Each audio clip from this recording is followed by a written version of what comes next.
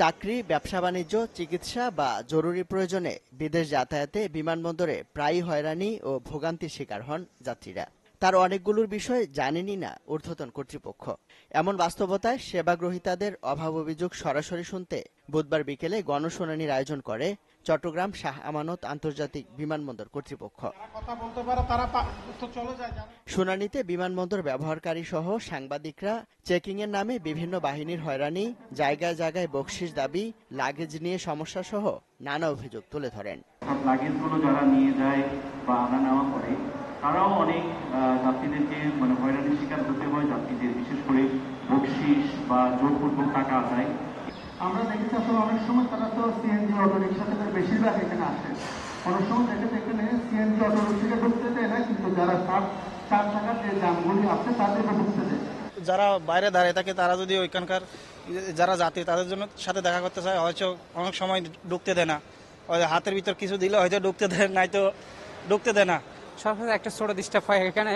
Airport থেকে বের হয়ে সামান্য এদেরকে সরকারে যার যতটুকু যোগ্য অত বেতন পায়, ঠিক আছে।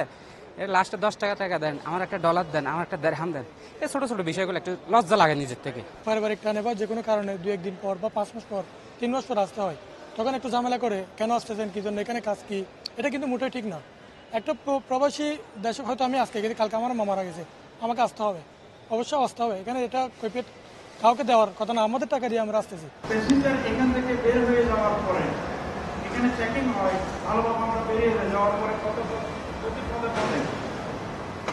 বিভিন্ন লেবাস হয়, পুলিশের পোশাক গাড়ি লোক রাস্তায় গাড়ি যাওয়ার পরে হয়রানি করে, খানা হাসা শুরু করে, বিনিময়ে কিছু টাকা পয়সা দিয়ে তারা চলে যায়। জবাবে আনসার সদস্যদের হয়রানির বিষয়ে কঠোর পদক্ষেপের কথা জানান বাহিনীর কর্মকর্তা।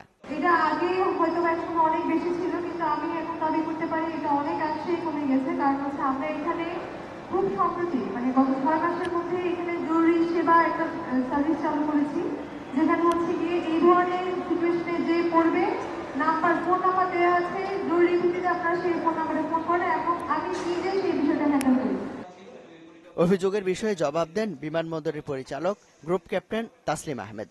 বলেন, কেউ যাতে হয়রানি না হয় সে ব্যাপারে সংশ্লিষ্টদের কঠোর নির্দেশনা দেওয়া হয়েছে। কারো বিরুদ্ধে অভিযোগ পেলে ছাড় দেওয়া হবে না বলেও হুঁশিয়ারি দেন তিনি।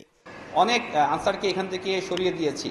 পাশাপাশি আমাদের স্ক্যানার যারা মাঝে মধ্যেই দেখা যায় যে কোনো কমপ্লেইন আসে, আমি ইনস্ট্যান্টলি যদি আমি একটা ফলো করি, যেটা মাঝে মধ্যে আমি প্যাসেঞ্জারদের জিজ্ঞেস করি যে আপনার কোনো অসুবিধার মধ্যে পড়েছেন কিনা। যখনই তারা কোনো কমপ্লেইন আসে সাথে সাথে আমরা তার এগেনস্টে অ্যাকশন নিই। যাত্রী হয়রানি বন্ধ ও সেবার মান বাড়াতে মে আই হেল্প ইউ নামে বুথ চালুর কথাও জানান বিমানবন্দরের পরিচালক। সিস্টেমেটিক একটা পরামর্শ এবং অভিযোগ কেন্দ্রের জন্য আমরা অনেকদিন থেকেই চেষ্টা করছি এবং আপনারা জেনে খুশি হবেন, ইনশাল্লাহ আগামী 1 মাসের মধ্যেই আমাদের মে আই হেল্প ইউ নামে একটা ডেস্ক তৈরি হবে, যেটা আমাদের গ্রাউন্ড ইসে থাকবে। যে কেউ এসেই আমাদের পরামর্শ অথবা আমাদের সাহায্য সহযোগিতা নিতে পারবে। হেডকোয়ার্টারের পারমিশন নিয়ে আমরা ফেসবুকের একটা পেজও এখন চালু করছি, যেখানে সব নাম্বারগুলো থাকবে।